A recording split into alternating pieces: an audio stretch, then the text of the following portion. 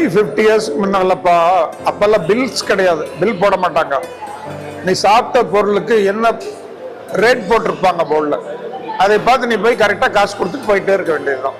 நீ ஆனஸ்டி, நீங்கள் என்ன சாப்பிட்றீங்களோ அது என்ன விலைன்னு போர்டில் எழுதி போட்டிருக்கு, அதுக்கேற்ற மாதிரி நீங்கள் கேஷில் போய் பில் பணத்தை கொடுத்துட்டு போயிடலாம். There was no billing system at all.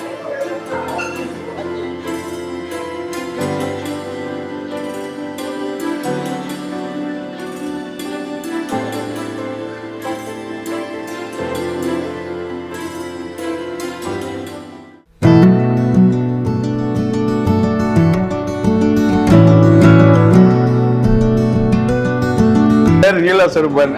இந்த கடையில் நான் 4 வருஷமா பார்க்குறேன். எனக்கு முன்னாடி பழைய ஜூனியர்லாம் 30 வருஷம் 35 வருஷம் பார்க்குறாங்க.